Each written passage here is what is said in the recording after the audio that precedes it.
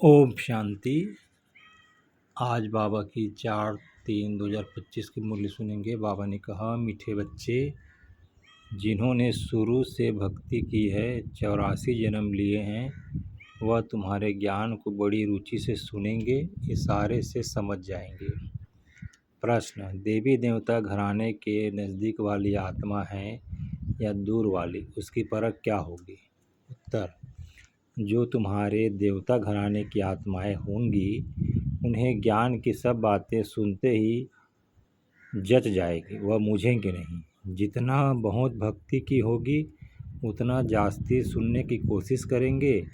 तो बच्चों को नव्य देखकर सेवा करनी चाहिए। ओम शांति।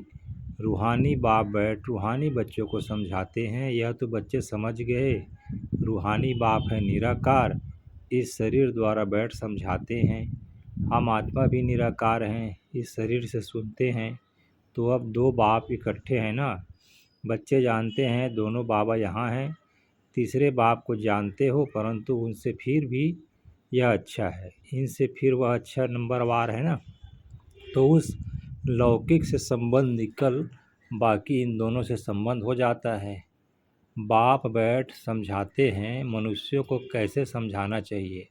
तुम्हारे पास मेला प्रदर्शनी में तो बहुत आते हैं, यह भी तुम जानते हो 84 जन्म कोई तो नहीं लेते होंगे।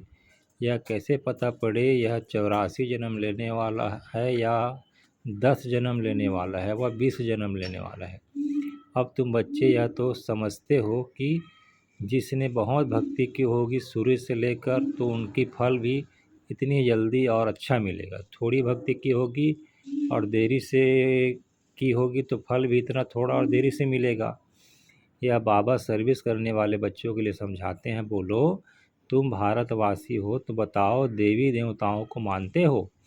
भारत में इन लक्ष्मी नारायण का राज्य था ना। जो 84 जन्म लेने वाला होगा, शुरू से भक्ति की होगी, वह झट समझ जाएगा। बरोबर आदि सनातन देवी देवता धर्म था, रुचि से सुनने लग पड़ेंगे।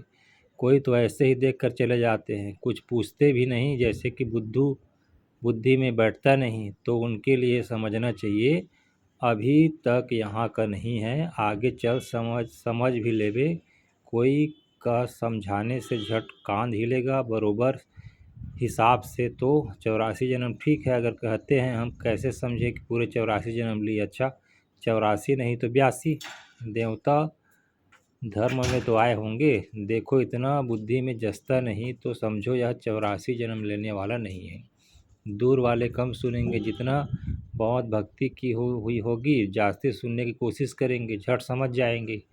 कम समझता है तो समझो यह देरी से आने वाला है, भक्ति भी देरी से होगी। बहुत भक्ति करने वाला इशारे से समझ जाएगा।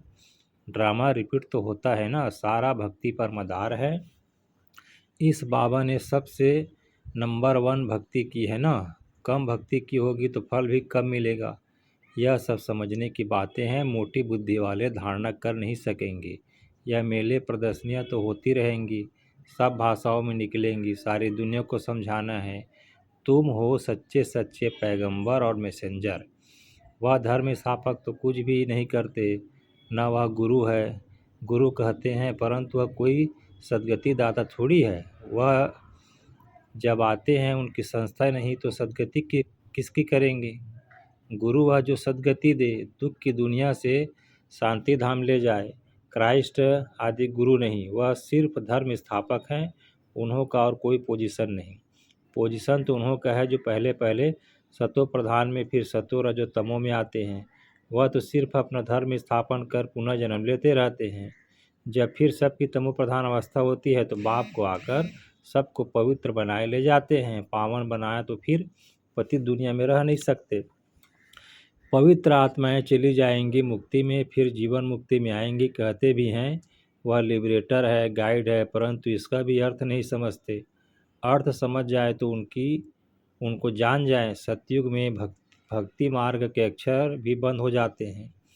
यह भी ड्रामा में नूंद है, जो सब अपना अपना पार्ट बजाते रहते हैं। सदगति को एक भी पा न सके। अभी तुमको यह ज्ञान मिल रहा है। बाप भी कहते हैं, मैं कल्प कल्प कल्प के संगम युग आता हूँ, इसको कहा जाता है कल्याणकारी संगम युग, और कोई युग कल्याणकारी नहीं है। सतयुग और त्रेता के संगम का कोई महत्व नहीं। सूर्यवंशी पास्ट हुए, फिर चंद्रवंशी राज्य चलता है, फिर चंद्रवंशी से वैश्यवंशी बनेंगे तो चंद्रवंशी पास्ट हो जाए, उसके बाद क्या बने वह भी पता नहीं रहता है। चित्र आदि रखते हैं तो समझते हैं यह सूर्यवंशी हमारे बड़े थे, यह चंद्रवंशी थे, वह महाराजा, वह राजा, वह बड़े धनवान थे, वह फिर भी नापास हुए ना। यह बातें कोई शास्त्रों आदि में नहीं है। अब बाप बैठ समझाते हैं, सभी कहते हैं हमको लिबरेट करो, पति से पावन बनाओ। सुख के लिए नहीं कहेंगे, क्योंकि सुख के लिए निंदा कर दी है शास्त्रों में। सब कहेंगे मन की शांति कैसे मिले।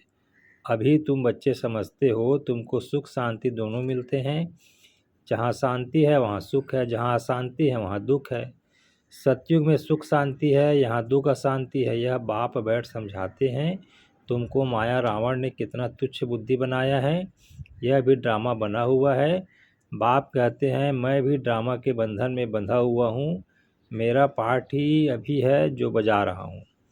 कहते भी हैं बाबा, कल्प कल्प आप ही आकर भ्रष्टाचारी पति से शिष्टाचारी पावन बनाते हो।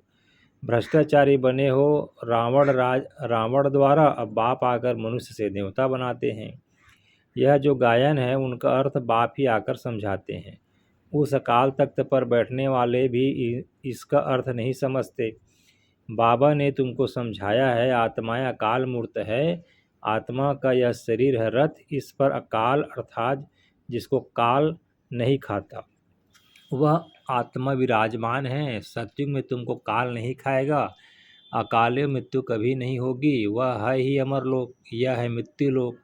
अमरलोक मृत्युलोक का भी अर्थ कोई नहीं समझते। बाप कहते हैं मैं तुमको बहुत सिंपल समझाता हूँ, सिर्फ मामेकम याद करो तो तुम पावन बन जाएंगे। साधु संत आदि भी गाते हैं पतित पावन, पतित पावन बाप को बुलाते हैं। कहाँ भी जाओ तो यह जरूर कहेंगे पतित पावन, सच तो कभी छिप नहीं सकता। तुम जानते हो अभी पतित पावन बाप आया हुआ है, हमें रास्ता बता रहे हैं। कल्प पहले भी कहा था अपने को आत्मा समझ मामेकम याद करो तो तुम सतो प्रधान बन जाएंगे। तुम सब आशिक हो मुझ मासूक के, वह आशिक मासूक तो एक जन्म के लिए होते हैं, तुम जन्म जन्मांतर के आशिक हो। याद करते आए हो हे प्रभु, देने वाला तो एक ही बाप है ना। बच्चे सब बाप से ही मांगेंगे। आत्मा जब दुखी होती है तो बाप को याद करती है, सुख में कोई याद नहीं करते, दुख में याद करते हैं बाबा आकर सदगति दो। जैसे गुरु के पास जाते हैं हमको बच्चा दो, अच्छा बच्चा मिल गया तो बहुत खुशी होगी, बच्चा नहीं हुआ तो कहेंगे ईश्वर की भावी। ड्रामा को तो सब समझते ही नहीं। अगर वह ड्रामा कहे तो फिर सारा मालूम होना चाहिए। तुम ड्रामा को जानते हो और कोई नहीं जानते, ना कोई शास्त्रों में है। ड्रामा माना ड्रामा, उनके आदि मध्य अंत का पता होना चाहिए। बाप कहते हैं मैं 5-5 हजार वर्ष बाद आता हूँ। यह 4 युग बिल्कुल इक्वल है। स्वास्तिका का भी महत्व है ना, खाता जो बनाते हैं उसमें स्वास्तिका बनाते हैं, यह भी खाता है ना। हमारा फ़ायदा कैसे होता है फिर घाटा कैसे पड़ता है, घाटा पड़ते पड़ते अभी पूरा घाटा पड़ गया है। यह हार जीत का खेल है। पैसा है और हेल्थ भी है तो सुख है, पैसा हेल्थ नहीं तो सुख नहीं। हमको हेल्थ वेल्थ दोनों देता हूँ, तुमको हेल्थ वेल्थ दोनों देता हूँ तो हैप्पीनेस है ही। जब कोई शरीर छोड़ता है तो मुख से तो कहते हैं फलाना स्वर्ग पधारा, लेकिन अंदर दुखी होते रहते हैं। इसमें तो और ही खुश होना चाहिए। फिर उनकी आत्मा को नरक में क्यों बुलाते हैं, कुछ भी समझते नहीं हैं। अभी बाप आकर यह सब बातें समझाते हैं, बीज और झाड़ का राज समझाते हैं। ऐसे झाड़ और कोई बना न सके, यह कोई इसने नहीं बनाया है, इनका कोई गुरु नहीं था। अगर होता तो उनके और भी शिष्य होते ना। मनुष्य समझते हैं इनको कोई गुरु नहीं सिखाया। या तो कहेंगे परमात्मा की शक्ति प्रवेश करती है। अरे परमात्मा की शक्ति कैसे प्रवेश करेगी, बेचारे कुछ भी नहीं जानते। बाप खुद बैठ बतलाते हैं, मैंने कहा था मैं साधारण बूढ़े तन में आता हूँ, आकर तुमको पढ़ाता हूँ।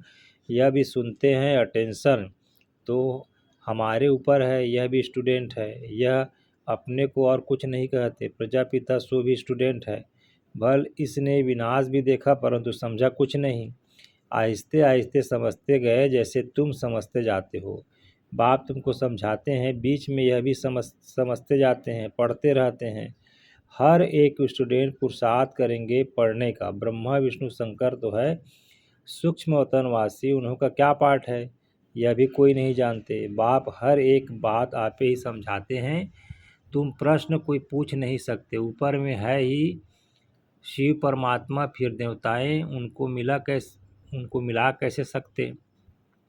अभी तुम बच्चे जानते हो, बाप इसमें आकर प्रवेश करते हैं, इसलिए कहा जाता है बाप दादा। बाप अलग है, दादा अलग है। बाप शिव, दादा ब्रह्मा। वर्षा शिव से मिलता है इन द्वारा। ब्राह्मण हो तो ब्रह्मा के बच्चे। बाप ने अडॉप्ट किया ड्रामा के प्लेन अनुसार। बाप कहते हैं नंबरवार भक्त यह है। 84 जन्म भी इसने लिया। सांवरा और गोरा भी इनको कहेंगे। श्री कृष्ण सतयुग में गोरा था, कलयुग में सांवरा। पतित है ना, फिर पावन बनते हैं। तुम भी ऐसे बनते हो। यह आयरन एजेड वर्ल्ड है, वह है गोल्डन एजेड वर्ल्ड। सीढ़ी का किसको पता नहीं। जो पीछे आते हैं वह 84 जन्म थोड़ी लेते होंगे, वह जरूर कम जन्म लेंगे। फिर उनको सीढ़ी में दिखा कैसे सकते हैं। बाबा ने समझाया है सबसे जास्ती जन्म कौन लेंगे, सबसे कम जन्म कौन लेंगे, यह नॉलेज है। बाप ही नॉलेज फुल पतित पावन है। आदि मध्य अंत की नॉलेज सुना रहे हैं। वह सब नेति नेति करते आए हैं, अपनी आत्मा को ही नहीं जानते तो बाप को कैसे जानेंगे। सिर्फ कहने मात्र कह देते। आत्मा क्या चीज़ है कुछ भी नहीं जानते। तुम अभी जानते हो आत्मा अविनाशी है, उसमें 84 जन्मों का अविनाशी पाठ नूंधा हुआ है। इतनी छोटी सी आत्मा में कितना पाठ नूंधा हुआ है। जो अच्छी रीति सुनते और समझते हैं तो समझा जाता है यह नज़दीक वाला है। बुद्धि में नहीं बैठता तो देरी से आने वाला होगा। सुनाने के समय नब्ज देखी जाती है। समझाने वाले भी नंबरवार है ना। तुम्हारी यह पढ़ाई है, राजधानी स्थापन हो रही है। कोई तो ऊँच से ऊँच रजाई पाते हैं, कोई तो प्रजा में नौकर चाकर बनते हैं। बाकी हाँ इतना है कि सतयुग में कोई दुख नहीं होता। उनको कहा ही जाता है सुख धाम बहिषत। पास्ट हो गया सब तो याद करते हैं ना। मनुष्य समझते हैं स्वर्ग कोई ऊपर छत में होगा। दिलवाड़ा मंदिर में तुम्हारा पूरा यादगार खड़ा है। आदि देव आदि देवी और बच्चे नीचे योग में बैठे हैं, ऊपर में रजाई खड़ी है। मनुष्य तो दर्शन करेंगे, पैसा रखेंगे, समझते कुछ भी नहीं। तुम बच्चों को ज्ञान का तीसरा नेत्र मिला है। तुम सबसे पहले तो बाप की बायोग्राफी को जान गए हो। और क्या चाहिए। बाप को जानने से ही सब कुछ समझ में आ जाता है, तो खुशी होनी चाहिए। तुम जानते हो अभी हम सतयुग में जाकर सोने के महल बनाएंगे, राज्य करेंगे। जो सर्विसेबल बच्चे हैं उन्हों की बुद्धि में रहेगा यह स्पिरिचुअल नॉलेज स्पिरिचुअल फादर देते हैं। स्पिरिचुअल फादर कहा जाता है आत्माओं के बाप को। वही सदगति दाता है, सुख शांति का वर्षा देते हैं। तुम समझा सकते हो यह सीढ़ी है भारतवासियों की। जो 84 जन्म लेते हैं, तुम आते ही आधे में हो तो तुम्हारे 84 जन्म कैसे होंगे। सबसे जास्ती जन्म हम लेते हैं, यह बड़ी समझने की बातें हैं। मुख्य बात यह है पति से पावन बनने के लिए बुद्धि योग लगाना है। पावन बनने की प्रतिज्ञा कर फिर अगर पतित बनते हैं तो हड़ गुड़ एकदम टूट पड़ती है, जैसे कि 5 मंजिल से गिरते हैं। बुद्धि ही मलेच्छ हो जाएगी, दिल अंदर खाता रहेगा, मुख से कुछ निकलेगा नहीं। इसलिए बाबा कहते हैं खबरदार रहो। अच्छा, मीठे मीठे सिकिलदे बच्चों प्रति माता पिता बाप दादा का याद प्यार और गुड मॉर्निंग। रूहानी बाप की रूहानी बच्चों को नमस्ते। और हम रूहानी बच्चों का भी रूहानी माता पिता बाप दादा को याद प्यार गुड मॉर्निंग नमस्ते बाबा नमस्ते। धारणा के लिए मुख्य सार, इस ड्रामा को यथार्थ रीति समझ माया के बंधनों से मुक्त होना है। स्वयं को अकाल मूर्त आत्मा समझ बाप को याद कर पावन बनना है।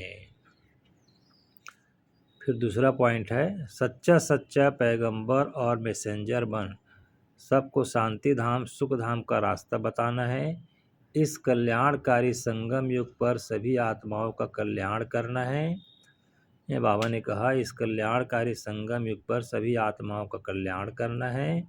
आज का वरदान, बाप और सेवा की स्मृति से एक रस स्थिति का अनुभव करने वाले सर्व आकर्षण मूर्त भाव। जैसे सर्वेंट को सदा सेवा और मास्टर याद रहता है, ऐसे वर्ल्ड सर्वेंट सच्चे सेवाधारी बच्चों को भी बाप और सेवा के सिवाय कुछ भी याद नहीं रहता। इससे ही एक रस स्थिति में रहने का अनुभव होता है। उन्हें एक बाप के रस के सिवाय सब रस नीरस लगते हैं। एक बाप के रस का अनुभव होने के कारण कहाँ भी आकर्षण नहीं जा सकती। यह एक रस स्थिति का तीव्र पुरुषार्थ ही सर्व आकर्षणों से मुक्त बना देता है। यही श्रेष्ठ मंजिल है। आज के स्लोगन, बाबा ने कहा, नाजुक परिस्थितियों के पेपर में पास होना है तो अपनी नेचर को शक्तिशाली बनाओ। अव्यक्त इशारे, सत्यता और सभ्यता रूपी कल्चर को अपनाओ। जब भी कोई असत्य बात देखते हो, सुनते हो, तो असत्य वायुमंडल नहीं फैलाओ। कई कहते हैं यह पाप कर्म है ना। पाप कर्म देखा नहीं जाता, लेकिन वायुमंडल में असत्यता की बातें फैलाना, यह भी तो पाप है। लौकिक परिवार में अगर कोई ऐसी बात देखी व सुनी जाती है तो उसे फैलाया नहीं जाता, कान में सुना और दिल में छिपाया। यदि कोई व्यर्थ बातों का फैलाव करता है तो ये छोटे छोटे पाप उड़ती कला के अनुभव को समाप्त कर देते हैं। इसलिए इस कर्मों की गहन गति को समझकर यथार्थ रूप में सत्यता की शक्ति को धारण करो। अच्छा जी, ओम शांति।